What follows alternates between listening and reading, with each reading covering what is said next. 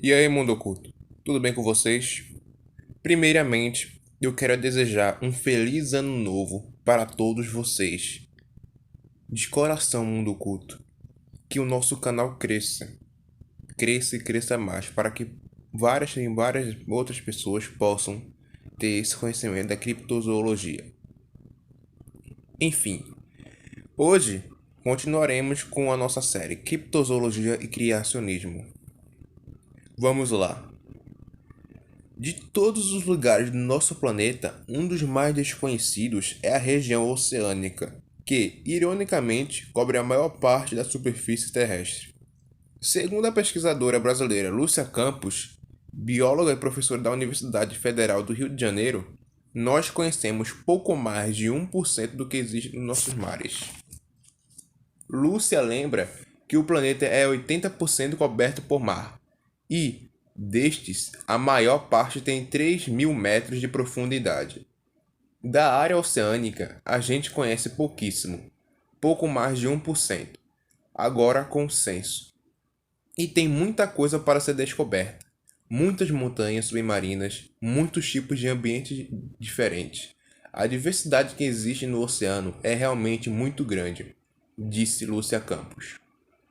Em seus 10 anos de trabalho, o Censo da Vida Marinha mapeou cerca de 230 mil espécies, sendo cerca de 1,2 mil novas, que foram descobertas pelo censo. São mais de 80 nações envolvidas nas pesquisas, que revelam a diversidade, a abundância e a distribuição da vida dos oceanos. Segundo Lúcia, acreditava-se que, em águas profundas, haveria menos diversidade de seres vivos, por causa do escuro e do frio. Mas isso não é verdade. É muito pelo contrário. Essas áreas podem ser muito mais ricas do que as florestas tropicais. As regiões tropicais sempre foram aquelas onde se encontravam a maior gama de seres. Ao exemplificar a riqueza da região, Lúcia citou uma expedição alemã que visitou uma das áreas nunca exploradas e coletou mais de 600 espécies de animais da ordem Isópoda, crustáceos, que possuem um corpo achatado, dorso-ventralmente. Destas, em torno de 500 eram novas para a ciência. Tamanha diversidade foi recebida com surpresa pela comunidade científica. E, segundo Lúcia, o Sul sai ganhando em relação ao Polo Norte. A região antártica tem uma diversidade muito grande de organismos, mais do que se esperava anteriormente. Os pesquisadores também descobriram uma ligação entre a Antártida e a América do Sul, mais especificamente o Brasil. Identificamos algumas espécies que são compartilhadas entre essas duas regiões. Estamos partindo agora para um estudo mais aprofundado usando ferramentas moleculares para saber se realmente estamos falando das mesmas espécies e quais as distinções mais sutis que podem existir entre elas. Mas algumas são realmente compartilhadas, disse a pesquisadora, que também afirma que o número de espécies marinhas identificadas até hoje é subestimado. Chegamos a fazer um levantamento do número de espécies marinhas brasileiras. Dá mais de 9.000 espécies, mas ainda é um número muito subestimado. A gente conhece muito pouco das zonas profundas brasileiras, e tem algumas regiões melhor estudadas, como a Bacia de Campos. Foram feitas algumas prospecções mais profundas das ilhas oceânicas também, mas tem muita coisa ainda sendo descrita, disse também a Lúcia. Se conhecemos pouco mais de 1% dos oceanos, como alguém pode afirmar que um plesiosauro, ictiosauro, teleossauro, mosasauro estão extintos? Em abril de 1977, na costa da Nova Zelândia, uma embarcação pesqueira japonesa chamada Juhai Maru pegou em suas redes uma parte de que vários cientistas acreditavam ser uma carcaça de um plesiosauro. Apenas parte da carcaça foi retirada antes de ser devolvida ao mar. O formato da carcaça em si indica claramente um plesiosauro, mas alguns cientistas evolucionistas alegam que se tratava apenas de um tubarão-baleia. Para definir essa questão, o queixo da carcaça foi entregue ao biólogo Matthew Hammond, que o examinou em um laboratório, e chegou às seguintes características fundamentais. Dentre elas, cobertura de fortes fibras dérmicas, tecidos de tipo adiposo, ou seja, tecido de réptil, músculos vermelhos, cheiro de mamífero, que não é o de amônia dos peixes, cabeça dura, narinas na frente do crânio, 4 nadadeiras e apêndices sexuais. Pelas características extraídas das análises laboratoriais, chegou-se da conclusão de que este animal não era um tubarão-baleia, e que ele tem de fato as mesmas características de um plesiosauro. O Japão tem até um selo comemorativo do achado. Por nível de curiosidade, tem pessoas lá no Japão que têm esse selo, até hoje. Alguns das centenas de fósseis vivos marinhos descobertos entre o século XIX e XXI. Tubarão-cobra, camarão, girino, selacanto, esturjão, tubarão-doente, lampreia, náutilus, água-viva e límulo. O Dr. Werner formou-se em biologia na Universidade de Missouri, com distinção. Ele explicou o que são fósseis vivos e por que tão interessado neles, coletando fotografias desses fósseis ao longo dos internos 14 anos. Assim ele disse: fósseis vivos são animais e plantas fossilizados que se assemelham a organismos modernos. Fiquei interessado nos fósseis vivos como uma ferramenta para testar a evolução. Existem basicamente 2 modelos sobre como a vida surgiu.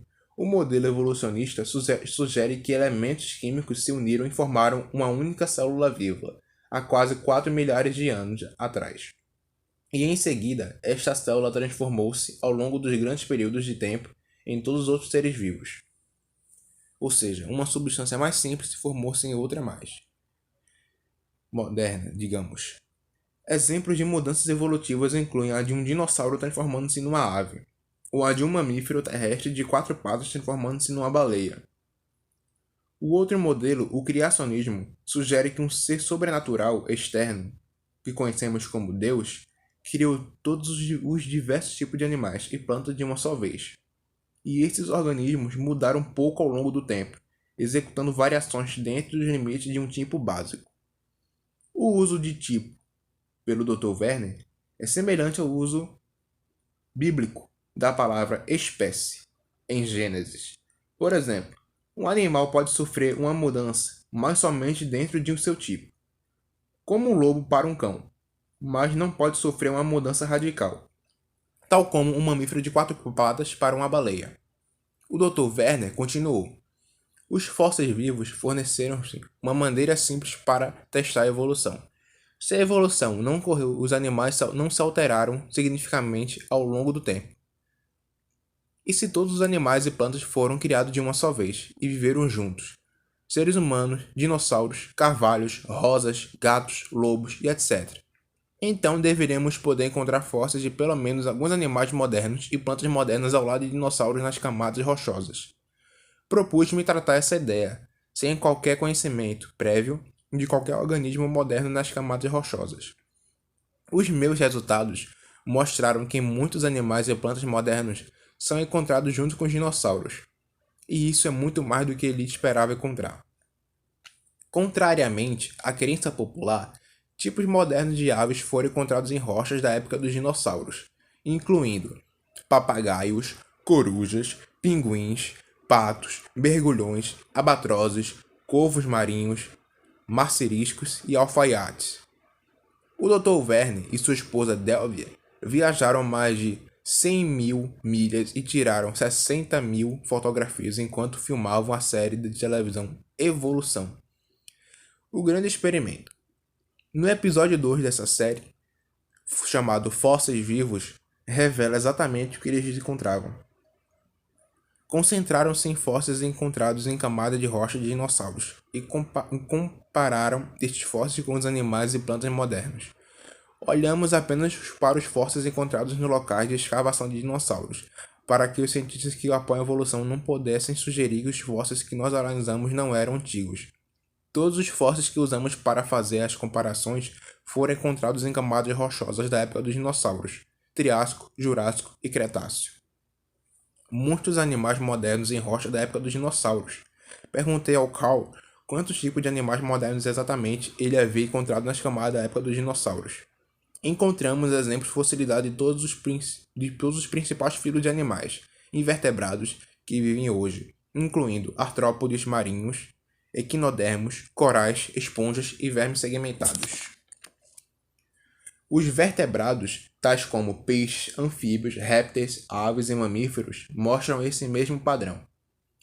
Peixes cartilaginosos, que são os tubarões e raias, peixes ossos como o esturjão, peixe espátula, salmão, aranque, sulha e aminídeos, e peixes sem mandíbula, como o peixe bruxa e a lampreia, todos eles têm sido encontrados nas camadas de dinossauros e têm a mesma aparência das formas modernas, ou seja, não sofreu nenhuma alteração. Sapos e salamandras de aparência moderna foram encontrados em locais de escavação de dinossauros. Todos os grupos de répteis atuais foram encontrados nas épocas dos dinossauros, nas mesmas camadas, e têm a aparência igual às formas modernas, jiboias, lagartos, tartarugas e crocodilos. Ao contrário da crença popular, os tipos de aves atuais também foram encontrados, incluindo papagaios, corujas, dentre outros. Os cientistas que apoiam a evolução divulgaram essa informação deveramente às nossas entrevistas na TV, para que mal podíamos acreditar no que estavam dizendo diante das câmeras. Paleontólogos descobriram 432 espécies de mamíferos nas camadas de dinossauros, quase tanto como o número de espécies de dinossauros. Mas onde estão esses fósseis? Visitamos 60 museus, mas não vi exibindo em nenhum deles um único esqueleto completo de um mamífero originário na camada dos dinossauros. Nos locais de escavação de dinossauros, os cientistas encontraram muitas formas de mamíferos extintos incomuns, como Multiberto calata, mas também encontraram mamíferos fossilizados, que se assemelhavam a esquilos, gambás, diabo das Tasmanhas, ouriços, mussaranhos, castores, primatas e ornitorrincos bico de pato. Vimos apenas dezenas de esqueletos incompletos das 432 espécies de mamíferos encontradas até agora. Por que é que os museus não exibem estes fósseis de mamíferos, assim como os fósseis de aves? Estranho, não? Muitas plantas modernas em rochas da época dos dinossauros já foram encontradas. Nas camadas rochosas com dinossauros encontramos fósseis de cada divisão principal de plantas existentes, incluindo plantas com flor, ginkgos, coníferas, musgos vasculares, cicas e fetos. Novamente, se você olhar esses fósseis e ao comparar com formas modernas, rapidamente concluirá que as plantas não mudaram nada. Fósseis de sequoias, magnólias, coniços, choupos, neníferes, cicas, fetos, cavalinhas, entre outros, têm sido encontradas na mesma camada dos dinossauros. Perguntei ao Dr. Werner como é que os cientistas evolucionistas lidam com essa evidência, tendo em conta essas descobertas notáveis.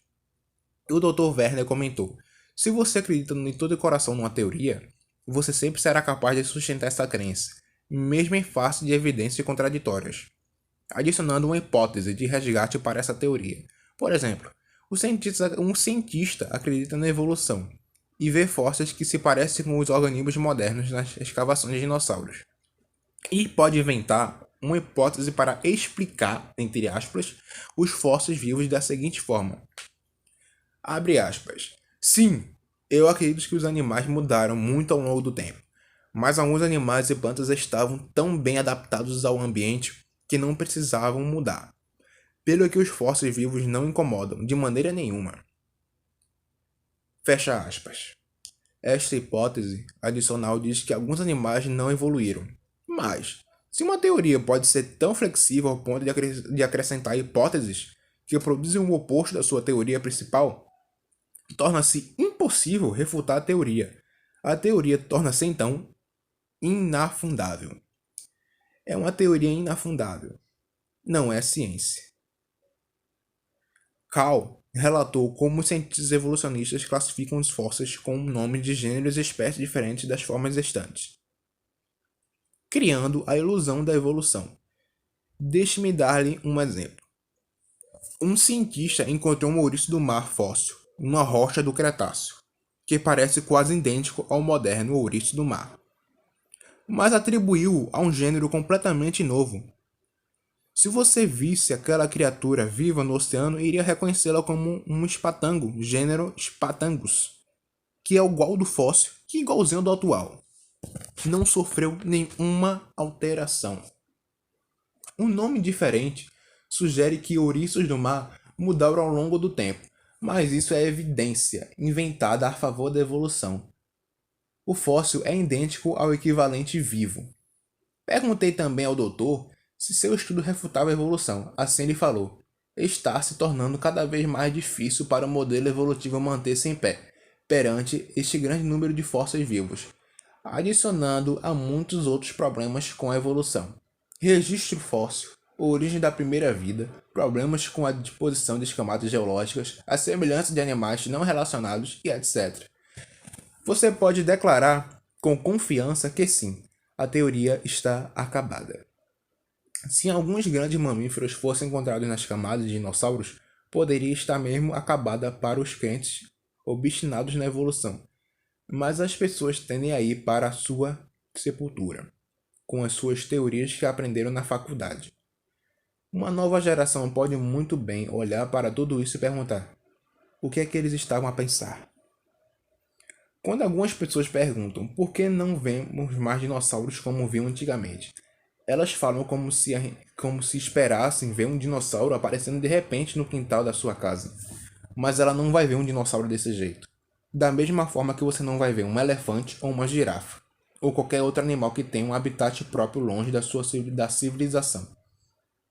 Todos os relatos modernos sobre dinossauros situam em pântanos, florestas, em regiões nativas, ou em lugares onde a civilização não chegou, onde apenas as aldeias nativas têm condição de testemunhar algo, ou seja, locais isolados, com difícil acesso.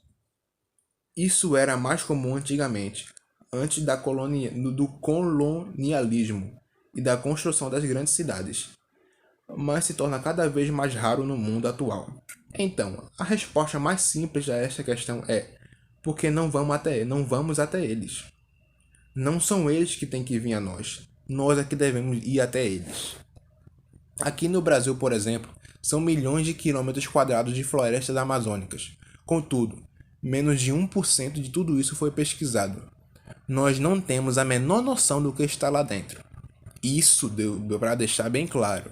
Isso não significa que existam dinossauros na floresta da Amazônia.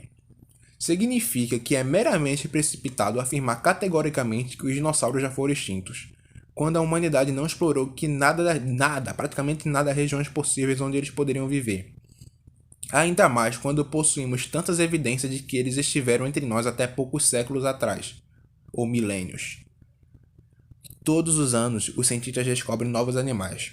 Exploradores ainda estão se aventurando em áreas remotas na esperança de descobrir um número de férias novas ou raramente vistas.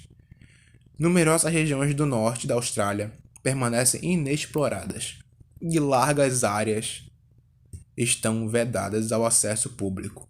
Há alguns anos, a árvore Wollemi Pies foi encontrada no Parque Nacional em New South Wales. Os cientistas ficaram tão impressionados com a descoberta que disseram que era o mesmo que encontrar um dinossauro vivo. Isso porque a árvore só era conhecida pelos fósseis da idade dos dinossauros, mas nenhum fóssil da mesma árvore havia sido encontrado em nenhuma das camadas intermediárias. Isso era ainda mais improvável do que achar dinossauros vivos, pois, ao contrário destes, as árvores não podem fugir ou se esconder. Elas estavam lá o tempo todo, e mesmo assim, ninguém fazia a mínima ideia de que ainda existissem, e estavam convictos pelo registro fóssil de que esta árvore já havia desaparecido a blocos enormes de milhões e milhões de anos atrás. Se isso foi achado no Parque Nacional, imagine o que não pode ser achado nas regiões inexploradas. As árvores dinossauros, fortemente vigiados, milhares de bebês árvores dinossauros raros foram colocados sob segurança 24 horas para protegê-las, antes que elas foram colocadas à venda. Cerca de 15 mil Wollemi Pine, uma árvore que se pensava ter se tornado extinta milhões e milhões de anos atrás, agora estão prosperando em uma estufa em Cornwall. Resumindo, se uma árvore que não anda e fica lá no mesmo lugar e só foi descoberta em 1994, imagine um ser vivo que anda, que se esconde e sabe-se lá o que mais ele faz. É verdadeiramente um grande equívoco afirmar categoricamente que algum ser vivo está extinto, sem ter estudado cada metro quadrado do planeta Terra e cada metro cúbico dos oceanos e mares do nosso planeta. Todo ano se descobre novas espécies de plantas e animais. A mesma coisa se aplica aos dinossauros marinhos, que por razões óbvias foram menos afetados pelo dilúvio e que, consequentemente, deveriam perpetuar a espécie por mais tempo. Mas por incrível que pareça, o homem moderno conhece mais da superfície de Marte do que dos oceanos do nosso planeta. O fundo do mar tem 300 vezes o tamanho do espaço habitado pelas espécies terrenas.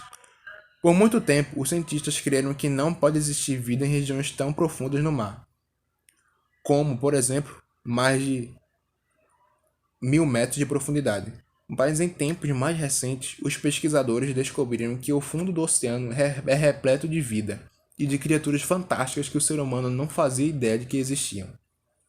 O mar profundo corresponde a 1 bilhão de quilômetros cúbicos e a mais de 90% do espaço de vida no planeta, mas mesmo assim permanece ainda que quase totalmente inexplorado. O biólogo Michael disse que nós sabemos tão pouco sobre o mar profundo que não sabemos o que nós não sabemos. Muitas coisas ainda estão sendo descobertas por acaso. Só nos últimos anos, os cientistas descobriram mais de 1.200 novas espécies nos oceanos do planeta. O cientista Edith Winder acrescenta que deve haver muitos animais possivelmente grandes lá embaixo que ainda não conhecemos.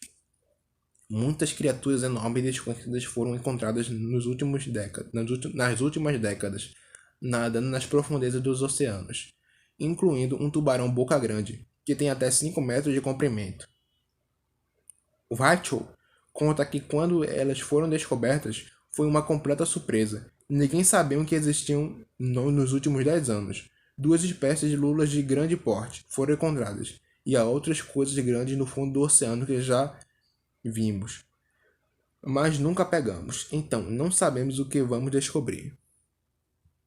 Algumas espécies de animais pré-históricos já considerados extintos foram capturados vivos no último século.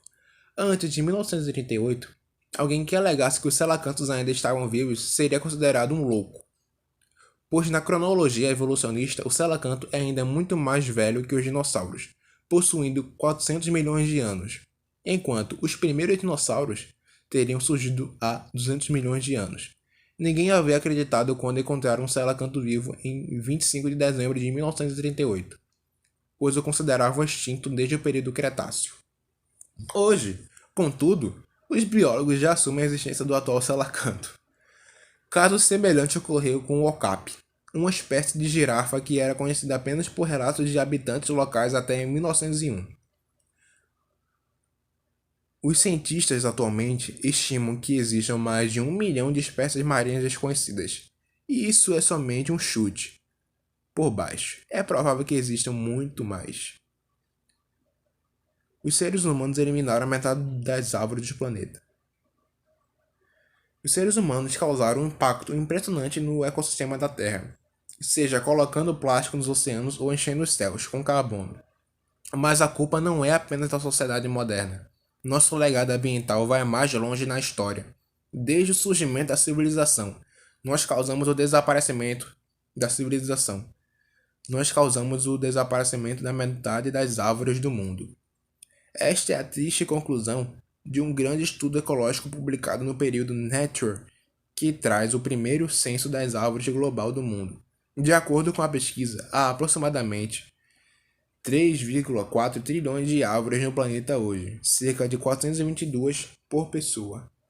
A boa notícia é que isto é cerca de 7 vezes mais do que calculamos na última estimativa global. A má notícia? O número de árvores diminui 46% desde que os humanos começaram a cultivar a terra. Para chegar a estes números, os pesquisadores reuniram 429.755 medidas de densidade de árvores, com base em dados do solo de todos os continentes da Terra, exceto a Antártida, combinando essas medidas de campo com dados de satélite. sobre o clima, topografia e uso da terra por humanos. Eles construíram uma série de modelos que deduzem a densidade da árvore por todo o mundo, numa resolução de 1 km². Combinando a densidade de árvores com mapas espaciais das perdas de cobertura de floresta, os autores do estudo estimam que humanos estão removendo algo em torno de 15,3 bilhões de árvores do planeta por ano. A velocidade de perda da floresta é maior que nos trópicos, que também possuem a maior parte das árvores do planeta, com cerca de 1,39 trilhões.